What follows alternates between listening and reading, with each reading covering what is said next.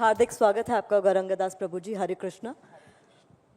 जिस सेशन पे आज हम जिस विषय पर हम चर्चा करने जा रहे हैं, ये मुझसे यहाँ मौजूद तमाम लोगों से बहुत ज़्यादा जुड़ा हुआ है जी।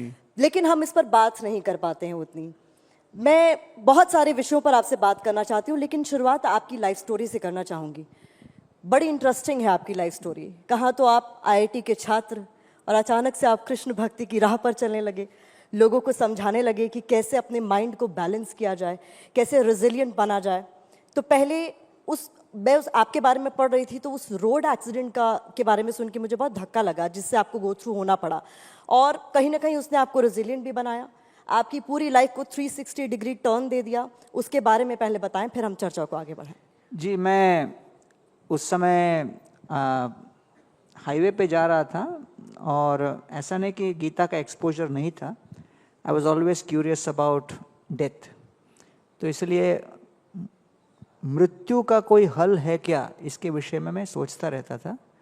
फिर गीता के संपर्क में आया तो मालूम पड़ा कि गीता एक ऐसी किताब है जो न जीते जी व्यक्ति के चिंताओं को दूर करती है, लेकिन मृत्यु के आगे की जर्नी के विषय में भी उसमें ज्ञान है। तो I was very intrigued by that. तो जब ऐसा हादसा हुआ कि एक्सीडेंट हुआ तो लगा कि 22 साल की उम्र में शायद मेरा जीवन समाप्त हो जाता, लेकिन बच गया। तो मैंने कहा कि चलो भाई, जिसने बचाया उनके लिए जीवन देते हैं और इस गीता के ज्ञान को लोगों तक पहुंचाते उनकी भाषा में, जिससे वो समझें कि जैसे हॉस्पिटल रेलेवेंट हैं फॉर ट्रीटिंग फिजिकल पेन, वैसे मंदिर भी उतने ही रेलेवेंट हैं for treating mental and emotional pain. इसलिए उसको कहा गया मंदिर, which is hospital for the mind. तो इसलिए मैं कोई इंजीनियरिंग कॉलेज से निकलकर कभी इंजीनियरिंग कॉलेज का फैकल्टी बन जाता है, वैसे ही गीता को अर्जुन ने अप्लाई किया और मैं गीता को सिखाने के लिए फैकल्टी के रूप में आ गया। उतना ही डिफरेंस। ये जो बदलाव है, इसको क्या आप मानते हैं ये तय था कि ऐसा आपकी लाइफ में होगा और फिर आप इसी तरीके से कई जिंदगियों को बदलेंगे? क्योंकि आप बात करते हैं कि बदलाव जो है वो बहुत ज़रूरी है, पर हम सब मनुष्य बदलाव से बहुत डरते हैं। हमारे मन में हमेशा एक खौफ रहता है कि ये चेंज मेरे लिए अच्छा है या नहीं, या चेंज अचानक क्यों हो गया। हम चेंज से इतना डरते क्यों? जब मैं आईआईटी में था, एक ऐसा इंसिडेंट हुआ जब मेरे क्लासमेट ने आत्महत्या करने का प्रयास किया। That was the turning point. उस समय आईआईटी में इतने सुइसाइड्स का कुछ इंसिडेंट्स नहीं रहता था। आज तो 9 in 100,000 are trying to commit suicide. $1 trillion का लॉस वर्ल्ड में हो रहा है मेंटल हेल्थ क्राइसिस के कारण। तो जब मेरे फ्रेंड ने सुइसाइड अटेम्प्ट किया तो हम लोग सब परेशान हो गए, बोले ये क्या हो गया भाई, उसके तो अच्छे नंबर आते थे। तो हमने फिर जाके पूछा, भाई तुम तो टॉपर टाइप का आदमी है, why did you try to commit suicide? तो उसका answer was even more shocking. उसने कहा कि भाई हर एग्जाम में मुझे गोल्ड मेडल मिलता है, इस एग्जाम में मुझे सिल्वर मेडल मिला, तो I could not handle because I am addicted to being number 1। तो उसी एग्जाम में मेरे 4-5 दूसरे मित्र थे जो 4-4 सब्जेक्ट में फेल हो गए थे और आराम से कैंपस में घूम रहे थे, हंसते खेलते, दूसरों को आशीर्वाद देते हुए। तो हमने कहा भाई तुम तो बड़े निर्लज हो, बेशरम हो, यहाँ जो नंबर 2 आ गया वो अपने आप को मार रहा है और तुम 4-4, 5-5 सब्जेक्ट में फेल होकर आराम से घूम रहे हो, आपकी फिलॉसफी क्या है? वो कहते हैं हमारी फिलॉसफी सिंपल है, कॉलेज में घुसना अपना काम है, निकालना कॉलेज का काम है। तब हम समझे कि गीता इसके ऊपर टिप्पणी कर रही है कि तनाव का मूल कारण क्या है। What is the main cause of stress? The gap between expectation and reality and sudden collapse in identity. जब हमारी अपनी एक आइडेंटिटी होती है जो अस्थायी वस्तुओं के साथ जुड़ी रहती है, जैसे वो बदलती चली जाती है, तो फिर हम लोगों की आइडेंटिटी जब बदलती है उससे सबसे ज़्यादा खौफ या भय उत्पन्न होता है। This is at the very root of the first shloka of Gita. मामका पांडवाश्चैव किम अकुर्वत संजय, धृतराष्ट्र कहते हैं। तो कई बार लोगों को लगता है गीता हिंदू धर्म के लिए ग्रंथ है, ये है वो है, लेकिन वास्तव में गीता अभय दान देने के लिए सबसे बड़ा मैनुअल है। It is the manual which helps you become fearless because of constantly changing identities. That's why I got attracted to the Gita. जितना बड़ा आपने यहाँ पर बात की कि गीता आपको fearless बनाने में मदद करती है, और हम सब के मन में एक डर ही तो है जो सबसे ज़्यादा निरंतर बना रहता है, अपनों को खोने का डर, जॉब में किसी तरीके के नुकसान का डर, फैमिली लाइफ में कुछ ना कुछ ऊपर नीचे हो जाने का डर, यानी उससे बाहर निकलने के लिए गीता बहुत सहायक है। किस तरीके से उसको सम्मिलित करें अपने जीवन में, कैसे शामिल करें उसे अपने जीवन बहुत इंपॉर्टेंट क्वेश्चन है, हाउ टू इंटीग्रेट गीता, क्योंकि Gita is the most famous literature, लेकिन अगर हम भारत में ही देखें उसको समझने का प्रयास बहुत कम लोग कर रहे हैं, क्योंकि उनको लगता नहीं कि ये रेलेवेंट है हमारे जीवन में। मैं बॉम्बे के लोकल ट्रेन में गीता बांट रहा था, किसी को मैंने गीता दिखाई तो कहता है कि सर ये गीता फ्री में है ना? मैंने कहा नहीं, 70 रुपीज़ की है। वो मुझे देख के कहता है, सर स्वामी जी कृष्ण ने तो अर्जुन को गीता फ्री में सुनाई, आप 70 रुपीज़ क्यों लेते हो? तो मैंने कहा देखिए, कृष्ण ने अर्जुन को गीता कुरुक्षेत्र में सुनाई, ये बम्बई है, 70 रुपीज़ ट्रांसपोर्ट चार्ज ले रहे हैं। तो वास्तव में गीता एक ऐसी ग्रंथ है जो कि कोई भी modern day professional, housewife, student, सबके जीवन के डाउट्स को दूर करती है।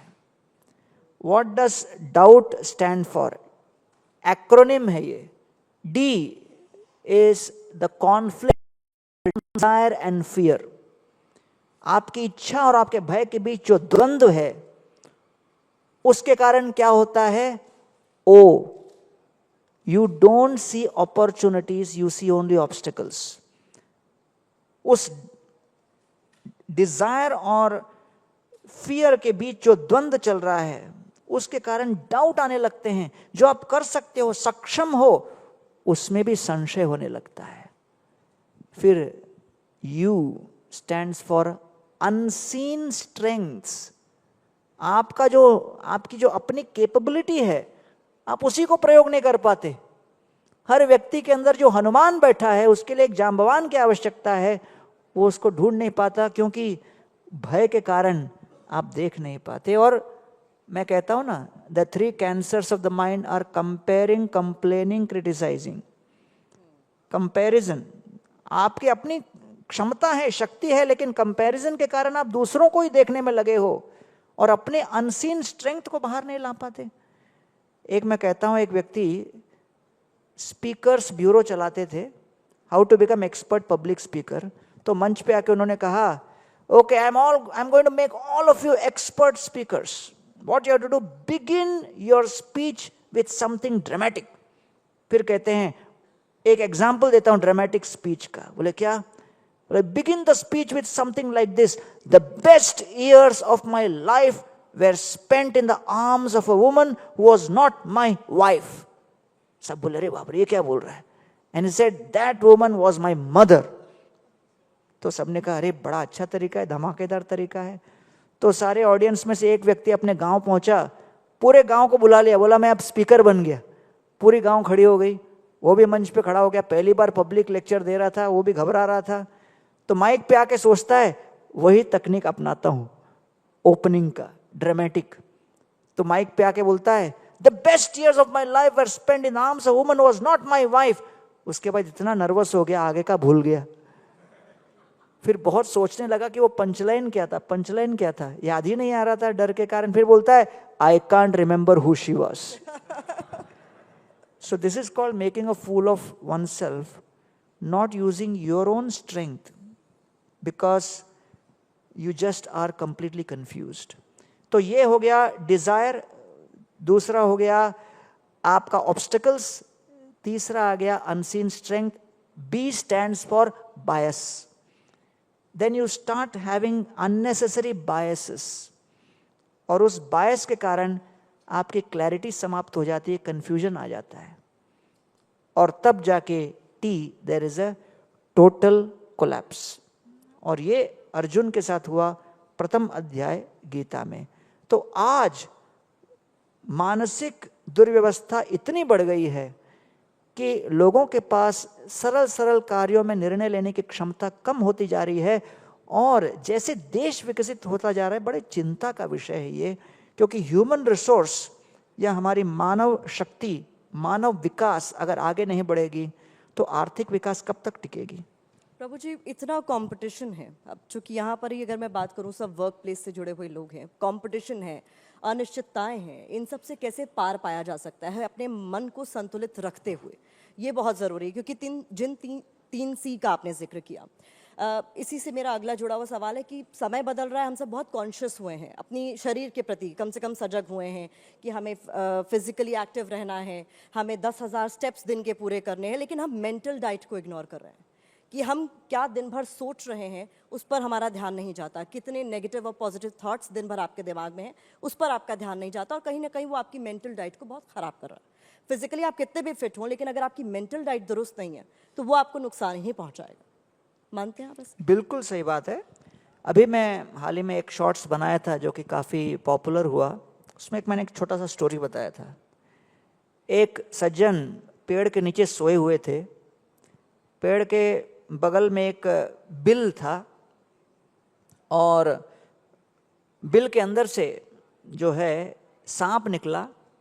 सांप ने आकर धीरे से डस दिया सोते हुए व्यक्ति को।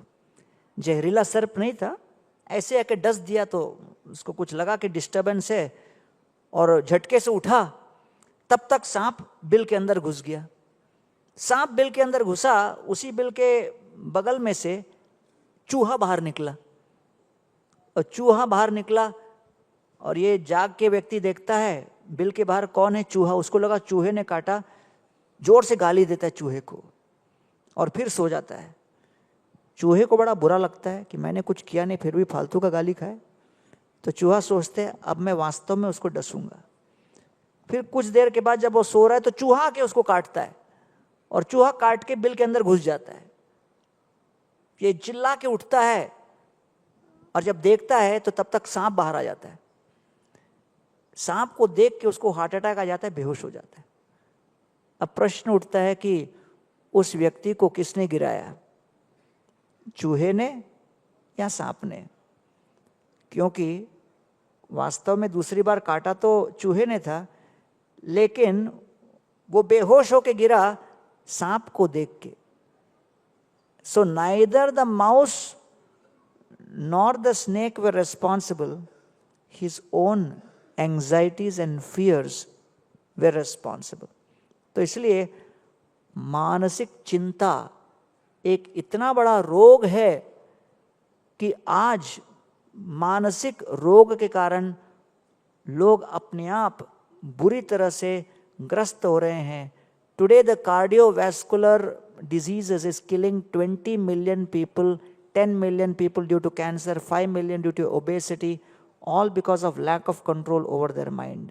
मानसिक संतुलन न होने के कारण। तो ये एक बहुत बड़ी समस्या है। इसलिए भगवत गीता में भगवान श्री कृष्ण ने अर्जुन को एक एग्जाम्पल बनाकर खड़ा किया कि जिस व्यक्ति के अंदर अपार आत्मविश्वास, अपार सफलता, अपार धन, अपार मात्रा में निपुणता, धनुर्विद्या, सोचिए क्या नहीं था, लेकिन वही अर्जुन जब दुर्योधन के सामने कुरुक्षेत्र में खड़ा था, उसको पता था कि मैं योद्धा हूं, मुझे उसका वध करना है, उसको मारना है। अचानक कृष्ण ने उनका रथ भीष्म के सामने लाया, तब अर्जुन के मन में आया, अरे मैं योद्धा हूं कि मैं पोता हूं जिसे दादा के प्रति प्रेम करना चाहिए। अगले क्षण रथ को द्रोणाचार्य के सामने खड़ा कर दिया। एक और संशय उत्पन्न हो गया, अरे मैं योद्धा हूं या पोता हूं या शिष्य हूं जिसे अपने गुरु का सम्मान करना चाहिए। अचानक 5 सेकंड के अंदर अर्जुन, जिन्होंने लाखों युद्ध जीते थे, one who had conquered in hundreds of battles, suddenly faced a battle internally, and that was a battle of identities. The battle between his identity as a warrior was at war with his identity as a grandson, was at war with his identity as a student. All 3 identities were at terrible conflict. That conflict and battle of identities completely confused Arjuna and he collapsed. तो हमारे आंतरिक व्यक्तित्व जब आपस में बुरी तरह से युद्ध में आते हैं तब हम परेशान होकर गिर जाते हैं. इसलिए Arjuna knew what a fight was, Arjuna knew how to fight, but Arjuna in that conflict of identities could not figure out why to fight. Or when you don't know why to fight, that is what is called depression. तो इसलिए मैं कहता हूँ Arjuna was one of the first recorded cases of depression. So the Gita is an antidepressant through sound vibration. ये किताब में मैं पढ़ रही थी the law of dominant thought what you think most of the time matters, चाहे वो positive हो या नेगेटिव हो. कहीं ना कहीं आप भी ये बताने की कोशिश कर रहे हैं कि माइंड को आप क्या फीड करते हैं, ये बहुत महत्वपूर्ण है और उसमें गीता बहुत सहायक हो सकती है. अब मैं अपने अगले प्रश्न की तरफ आती हूँ कि ये हर बार कहा जाता है कि अगर आपको आध्यात्मिक होना है तो आपको भौतिक इच्छाओं का त्याग करना पड़ेगा. लेकिन वो लोग जो दिन रात कड़ी मेहनत कर रहे हैं और वो एक मुकाम हासिल करते हैं तो उन्हें लगता है मैं महंगी गाड़ी में चलूँ, महंगे कपड़े पहनूँ, अपने वो तमाम शौक पूरे करूँ जो मैं नहीं कर पाया कर पाई. तो वो यहाँ पर द्वंद्व की स्थिति में आ जाता है कि फिर मैंने मेहनत किस लिए की, इसी दिन के लिए की ताकि मैं इन इच्छाओं की प्राप्ति कर सकूं. तो क्या आध्यात्मिक होने के लिए मटेरियलिस्टिक जो इच्छाएं हैं उनका त्याग जरूरी या बैलेंस जरूरी है? भगवत गीता में कृष्ण कहते हैं एवं परंपरा प्राप्तम इमं राज ऋषयो विदुः सकालेने महता योगो नष्ट परंतप. कृष्ण कहते हैं ये गीता का ज्ञान मैंने राज ऋषियों को दिया. तो एक होते हैं ऋषि और एक होते राज ऋषि.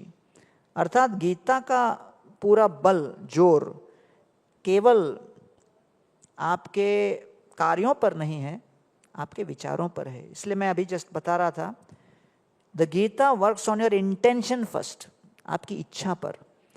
जब इंटेंशन परिवर्तित होगा तब जाकर धीरे धीरे आपकी इंस्पिरेशन बदलेगी. तो इंटेंशन जब तक बदलेंगे नहीं तो इंटेंशन क्या, भय से प्रेरित, दूसरा इच्छा से प्रेरित, लेकिन उसके ऊपर कर्तव्य से प्रेरित आपकी जब इंटेंशन या इच्छा न हो तब तक आप कोई स्थायी कार्य नहीं कर सकते. Because you can't get success overnight, you have to have the patience. तो इसलिए कृष्ण कहते हैं अर्जुन को कर्मण्येवाधिकारस्ते मा फलेषु कदाचन. आप धीरज के साथ कर्तव्य परायण होके काम कीजिए. जब मैं मंदिर में ज्वाइन हो गया था तब मुझे किचन में भेजा गया सेवा करने. तो उसके एक हफ्ते बाद एक और व्यक्ति आया, वो भी किचन में भेजा गया. तो फिर मैंने उसको चपाती बनाने के लिए लगा दिया. तो 3-4 दिन के बाद मेरे पास आकर वो कंप्लेन करने लगा, अरे आपने मेरे टैलेंट को पहचाना नहीं, मैं इतना बड़ा वक्ता हूँ, मैं इस्कॉन ज्वाइन किया प्रचार करने के लिए, चपाती बनाने नहीं. मैंने कहा यार मुझे क्यों बता रहा है, मैं भी तो चपाती बना रहा हूँ. तो उसने कहा नहीं नहीं ये टैलेंट को समझना चाहिए, ये वो. 1 महीने बाद बोरिया बिस्तर लिया, बोला मैं जा रहा हूँ घर. मैंने कहा अरे क्यों, घर क्यों जा रहे हो? वो कहता है आप लोग टैलेंट नहीं पहचाने, प्रचार करने आया था, चपाती बनाने नहीं. 10 साल बाद प्रोग्राम में मिला, भागा भागा मेरे पास आया, बोला मंदिर छोड़ के गया, उसके बाद शादी किया, शादी के बाद पत्नी को बैक पेन हो गया, घर पे रोज चपाती मैं ही बनाता हूं. अगर तभी थोड़ा धीरज रखता तो अच्छा होता. तो इसीलिए कृष्ण कहते हैं भाई fear, desire, duty and last is love. प्रगाढ़ प्रेमेर ए स्वभाव आचार, निज दुख विघ्नादीर नौकरी विचार. In every relationship there will be 4 problems: scarcity, impediment, discomfort, unhappiness. Scarcity, impediment, discomfort, unhappiness will be there in every relation. हर संबंध में कोई ना कोई कमी, दुख, कष्ट, क्लेश, बाधा आएगी. लेकिन वो होते हुए भी जब हम उस संबंध को बनाए रखें उसे कहते हैं निस्वार्थ सेवा. तो the complete framework of Gita is not to help you change your position, it is to help you transform your disposition. आधुनिक शिक्षा प्रणाली लोगों को पावर, पोजीशन, प्रॉस्पेरिटी इसकी ओर बढ़ावा दे रही है और गीता आपको बढ़ावा दे रही है पर्पस, प्रिंसिपल्स एंड पर्सपेक्टिव्स. तो इसलिए जब आंतरिक रूप से ये परिवर्तन आएगा तो एक बड़े स्काई स्क्रैपर बिल्डिंग के सामने आप खड़े रहो तो 6 फुट का आदमी भी बिल्कुल छोटा सा बौना लगेगा। कभी कभी जीवन में ऐसी समस्याएं, विपत्तियां आ जाती हैं एक बड़े स्काईस्क्रेपर बिल्डिंग के सामने, और लगता है इसको कैसे पार करें, इस परिस्थिति को कैसे पार करें, how do I cross this situation, I never expected this to come suddenly. लेकिन वही व्यक्ति अगर एयरक्राफ्ट में बैठे और हवाई जहाज से अगर आप देखो वही स्काईस्क्रेपर बिल्डिंग, छोटा सा मैच बॉक्स लगेगा। ना आपका हाइट बदला, ना स्काईस्क्रेपर का हाइट बदला। क्या बदला? दृष्टिकोण बदला। Therefore I say Gita helps you find the right purpose, follow the right principles, and develop the perfect perspectives. Choose the right lens to see the situation objectively. You see a beautiful rose with a high power lens, it will look ugly. So some situations need to be looked minutely, some situations need to be looked with a lens which takes the object far away. तो इसलिए सही दृष्टिकोण को अपनाने के लिए गीता सहायक बनती है। हम लोग कई बार बहुत कुछ हासिल कर लेते हैं लेकिन लॉस्ट फील करते हैं, एक वॉइड रह जाता है कि बहुत सारे लोगों के बीच बैठे हैं, बहुत कुछ हासिल कर चुके हैं लेकिन कहीं कुछ मिसिंग है। और फिर कहा जाता है कि क्या हमें हर चीज़ के मायने तलाशने की ज़रूरत है ज़िंदगी में? जो हो रहा है क्या वो किसी कारण से हो रहा है, और किस कारण से हो रहा है मैं ये जान लूँ, ये हमेशा हमको एंग्शियस करे रखता है कि मुझे जानना है कि ये क्यों हुआ, मेरे साथ ही क्यों हुआ, और अभी ही क्यों हुआ। गीता सुनाई गई कहाँ? कुरुक्षेत्र। क्या है वो? युद्ध भूमि, which is a battle field. So the first lesson of Gita is choose your battles wisely. हमारे पास सीमित समय है, सीमित ऊर्जा है, हर युद्ध हम लड़ नहीं सकते, और इसलिए हम लोगों को बहुत सोच समझ के चूज करना है कि हम किसको अधिक महत्व दें। इसलिए the Gita is not a book of commandment, it's a book of choices. इसलिए दुर्योधन शब्द का अर्थ क्या है? योधन मतलब युद्ध, दुर मीन्स रॉन्ग, गलत। Duryodhana means one who was always fighting for the wrong cause, जो किसी गलत लक्ष्य के लिए हमेशा युद्ध करता था। क्या था? अपनी ईगो को बचाना, केवल उनका वही कार्य था। तो इसलिए सबसे महत्वपूर्ण समझना, Gita is teaching you the difference between righteous and self righteous. What is righteous? I do what is right, I do what is right is righteous. Self righteous means what I do is right. तो ये difference था अर्जुन और दुर्योधन के बीच। इसलिए resilience का अर्थ ये नहीं कि हम अपनी महत्वाकांक्षा को पूर्ण करने के लिए दुनिया को ध्वस्त करें जैसे दुर्योधन ने किया। रेजिलियंस का अर्थ यह है कि हम हर परिस्थिति में कैसे उन बाधाओं को लांघकर धर्म के लक्ष्य को प्राप्त करने का प्रयास करें। जब 2007-8 में लीमन ब्रदर्स का कोलैप्स हुआ, विश्व के सारे जितने भी इकोनॉमीज गिर रहे थे, भारत की इकोनॉमी बढ़ रही थी। उस समय एक जो बिजनेस स्कूल के प्रोफेसर ने पेपर लिखा इसके ऊपर एनालाइज करते हुए, और कहा इसके पीछे कारण क्या है? जुगाड़। और कहा कि जो भारत के अंदर जो रेजिलियंस है कि कोई भी परिस्थिति में कैसे उठ खड़े होना। तो मैं जा रहा था IIT खड़गपुर में प्रोग्राम करने के लिए, 2 अमेरिकन मित्र मेरे साथ में थे। हम लोग का फ्लाइट लैंड हुआ कोलकाता में।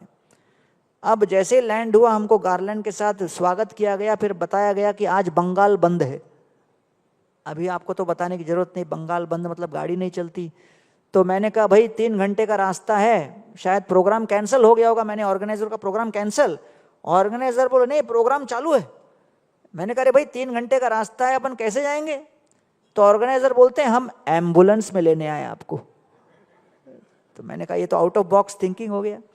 तो मैं एम्बुलेंस में घुसने लगा तो मेरे दोनों अमेरिकन मित्र मेरे को पूछते हैं why are we entering ambulance?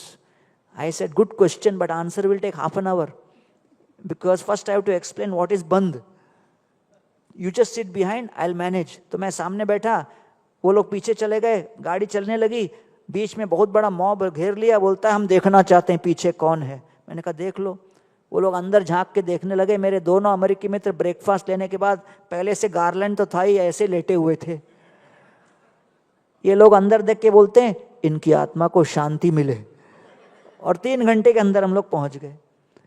तो कभी कभी परिस्थितियां आती हैं, लेकिन वो परिस्थितियां आने के पहले ही हम लोग इतने चिंताग्रस्त होते हैं कि प्रयास तक भी नहीं पहुंचते। इसलिए worry is like a rocking chair, it will keep moving but not take you anywhere. तो इसलिए गीता अर्जुन के उदाहरण के माध्यम से बता रही है कि भाई, however successful you may be, however skilled you may be, however supremely confident today you may be, always expect a moment, a circumstance, a situation where all your armies cannot come to your help. आपने जितनी सेनाएं जुटाई हैं, मेरी विद्वत्ता का, डिग्रियों का, हमारे कॉरपोरेट सक्सेस का, धन का, ये सारे आपके कॉन्टैक्ट्स, कनेक्शंस, कन्विक्शन सब ध्वस्त होंगे। उस समय आपको समझना चाहिए कि मुझे एक ऐसे आइडेंटिटी की आवश्यकता है जो स्थायी रहे, जो बदले नहीं। इसलिए गीता इस 3 बातों पर हम लोगों को गाइड करती है कि एक तो आपके जीवन आपको जीना है, और दूसरा आपको अपने कैरियर में परफॉर्म करना है। इसके लिए 3 सबसे महत्वपूर्ण बातें क्या है? सबसे पहला महत्वपूर्ण जो आवश्यक है वो है कन्विक्शन या बिलीफ कि भाई मैं आत्मा हूं, मैं स्थायी हूं, मैं सनातन हूं। दूसरा कॉन्सेंट्रेशन, फोकस। कृष्ण कहते जितात्मन प्रशांतस्य परमात्मा समाहिता शीतोष्ण सुख दुखेशु तथा मान अपमानयोः। जब तक मन पे वश नहीं करोगे, अस्थाई मन आपको चंचल, चंचलम हि मन कृष्ण प्रमाथि बलवदृढ़म, पागलों की तरह घुमा देगा, स्वर्ग को नरक दिखाएगा, नरक को स्वर्ग बताएगा, परेशान कर देगा। इसलिए फोकस और concentration, to use all your energies, body, mind, skills for the right purpose. आज अटेंशन डेफिसिट ऐसा हो गया है, गोल्ड फिश का अटेंशन स्पैन 9 सेकंड है, इंसान का 8 सेकंड हो गया है। तो we have become more distracted than gold fish. प्रभु जी, इसके लिए क्या सोशल मीडिया भी जिम्मेदार है? मैं तो तीसरा पॉइंट बता देता हूं। तो पहला मैंने बताया आपका सबसे इंपॉर्टेंट कन्विक्शन, फिर दूसरा कंसंट्रेशन, तीसरा courage. Courage is the ability to take risks. जब तक आपके अंदर वो करेज न हो, हिम्मत न हो, साहस न हो कुछ करने की, आप कुछ नया कर ही नहीं सकते। सोशल मीडिया में आज 230 मिलियन लोग एडिक्ट्स हैं विश्व में, उसमें 70 मिलियन भारत में है। तो इसलिए महत्वपूर्ण है समझना कि सोशल मीडिया के अपने बेनिफिट्स हैं, वो एक टूल है। किसी के हाथ में बंदूक एक टूल है, वो बंदूक से वो व्यक्ति जेल के अंदर भी जा सकता है, वो बंदूक से वीर चक्र भी ले सकता है, depending on which context they use it. Therefore there is nothing wrong with technology if you allow technology to be used under discrimination, then it is perfect. If you allow technology to use you, control you, then you become a puppet. तो इसलिए ये महत्वपूर्ण है समझ। ये सवाल मैंने इसलिए भी पूछा था कि सोशल मीडिया, जैसे आपने कहा कि आप उसको कैसे इस्तेमाल कर रहे हैं, इस पर बहुत कुछ निर्भर करता है। मैं चाहूँगी कि मैं अपनी लाइफ को थोड़ा अपलिफ्ट कर सकूँ, तो हो सकता है मैं आपके पेज पर जाऊँ, गीता के बारे में कुछ जानूँ, किस तरीके से लाइफ में आगे बढ़ना है, किस तरीके से अपनी एंग्जाइटीज़ को कम करना है, उसको लेकर कंटेंट की तलाश करूं। कई बार आप जब स्क्रॉल करते हैं तो कई ऐसी चीज़ें आती हैं जिस पर आप ठहर जाते हैं, फिर वो आपके अंदर एंग्जाइटी बढ़ा देता है। आजकल एक टर्म भी इस्तेमाल हो रहा है, FOMO, fear of missing out. अगर आप दूसरों की लाइफ की अपडेट्स नहीं जान पा रहे हैं या अपनी लाइफ अपडेट्स को वहाँ पर जाकर नहीं लोगों को बता पा रहे हैं, ये क्या हमें अपने अंदर झांकने से कहीं ना कहीं रोकता है? बिल्कुल महत्वपूर्ण, आपको समझना चाहिए। सबसे पहला शैक्षणिक संस्था स्कूल या कॉलेज नहीं है, परिवार है। और भारत का ये ऑडियंस है तो उनको बता दूं कि family is a very important institution, जिसके ऊपर हम लोग इन्वेस्टमेंट अपना इतना नहीं कर रहे जितना करना चाहिए। अमेरिका के कॉलेज में मैं लेक्चर देने के बाद किसी एक युवक को मिला, वो मुझसे हिंदी बोलने लगा। I looked at him and said, hey you look American, how you speak Hindi? वो बोलता है, when I was 17 years old I told my dad you gave me everything, सब कुछ दिया आपने, लेकिन परिवार का सुख नहीं दिया, क्योंकि मैं जब 2 साल का था आपका डिवोर्स हो गया और मैं अकेला बढ़ा। तो अब 17 वर्ष की उम्र में मुझे परिवार क्या है, उस सुकून का, उस सुख का, उस स्नेह का अनुभव करना है। आज लग्जमबर्ग जैसे देश में 88% डिवोर्स रेट है, स्पेन का 65% डिवोर्स रेट है, फ्रांस का 55% डिवोर्स रेट है, रशिया का 51% डिवोर्स रेट है। अमेरिका का 46% डिवोर्स रेट है, ग्लोबल डिवोर्स रेट अभी 44% पे चल रहा है, इंडिया का अभी भी सबसे कम 1% पे है। उसके पिताजी ने कहा भारत में जाके अनुभव करो। वो वाराणसी में आया, किसी के घर के सामने देखा पेइंग गेस्ट एक्सेप्टेड, वो जाके परिवार को बोलता है मुझे आपके परिवार में पेइंग गेस्ट बना लो केवल 2 साल के लिए, केवल अनुभव करने के लिए परिवार का स्नेह और सुख क्या होता है, पारिवारिक स्नेह अनुभव करने के लिए 2 साल रहने दोगे, हर महीना 1 लाख रुपए दूंगा। वो परिवार बोले 2 साल क्यों, जिंदगी भर रहो। और वो परिवार वाले बोले और भी आपके मित्र होंगे जिनको अनुभव करना होगा, उनको भी बुला लेते, 1 आध कमरा और खोल देंगे। गोल्डमैन सैक्स ने रिपोर्ट निकाला 2015-2025 के बीच इंडिया का infrastructure investment will be $1.4 trillion, out of which $800 billion would come from family savings. अगर फैमिली फीलिंग नहीं है तो सेविंग कैसे होगा? इसलिए आज अर्थ और काम पर इतना हमने फोकस किया है। 60s और 70s के जो भारतीय पैदा हुए वो अर्थ और काम पे इस देश को लेके गए, और हाँ हम वो हासिल कर दिए। वर्ल्ड नंबर 3 अभी कुछ समय में बन जाएंगे, बट पार्टी के बाद बिल भी देना पड़ता है। रेस्टोरेंट में कुछ खाओ तो लास्ट में बिल आता है। उसके बदले में अगली जनरेशन के लिए क्या हम छोड़ के जा रहे हैं, इससे बचने के लिए थोड़ा धर्म और मोक्ष को वापस जोड़ें, जिससे वैदिक सनातन धर्म का पूरा चक्र कंप्लीट हो जाए। धर्म अर्थ काम मोक्ष, केवल अर्थ और काम पर ही चलते रहें तो अमेरिका जैसी सिचुएशन हमारी सामाजिक अर्थव्यवस्था की हो जाएगी। आखिरी सवाल आपसे ये पूछना चाहूंगी कि भक्ति और कर्म के बीच संतुलन कैसे बनाया जाए? क्या, क्योंकि ये कहा जाता है कि अगर हम धर्म की बात कर रहे हैं और अध्यात्म की, सबसे बड़ा डिफरेंस यही है कि वहाँ नियम है और यहाँ आप नियमों में नहीं बंधे हैं। लेकिन अब जब बात आती है बैलेंस बनाने की, उसे कैसे किया जा सकता है? ABCD फॉर्मूला मैं बताता हूँ। A फॉर एसोसिएशन, सत्संग कीजिए। B फॉर बुक्स, या तो बुक्स पढ़िए या तो आपके मोबाइल पे आध्यात्मिक बातों को पढ़िए। C फॉर कंटेम्पलेशन, प्रतिदिन थोड़ा समय अपने लिए दीजिए जिससे कि आप आत्मा और परमात्मा के साथ योग स्थापित करो, न कि केवल विषयों का भोग में ही लगे रहो। एंड D फॉर डाइट, थोड़े डाइट में भी परिवर्तन लाइए। भारत तो डायबिटीज कैपिटल बनता जा रहा है, और बाकी सभी सात्विक गुणों को अंदर लाना हो तो आवश्यक हो तो association, books, contemplation, diet, ABCD formula लाइए अपने जीवन में, देखिए कैसे परिवर्तन आता है। बहुत बहुत शुक्रिया, बहुत बहुत धन्यवाद, धन्यवाद। Thank you.